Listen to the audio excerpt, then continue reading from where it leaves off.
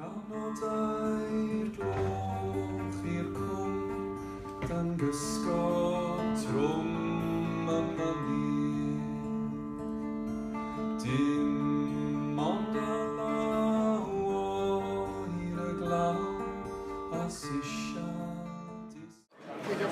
2011, I was very lucky, and the British Council invited me to apply for a project they were doing, the Musicians in Residence China project.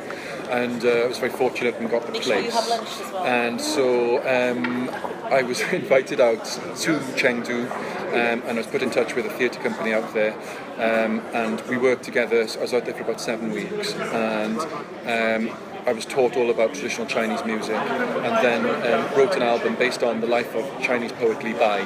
So it's a Welsh language album with traditional Chinese influences musically, and then also has the poetry of Li Bai as a sort of source for the narrative.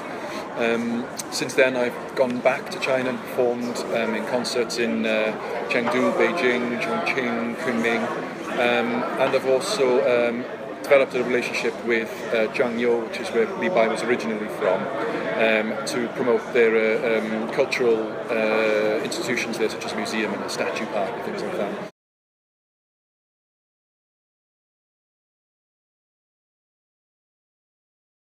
I think it's great for artists. I mean, for me personally, it was a great leap forward to be able to work internationally, and particularly with sort of the energy and the sort of the growth that's happening in China at the moment.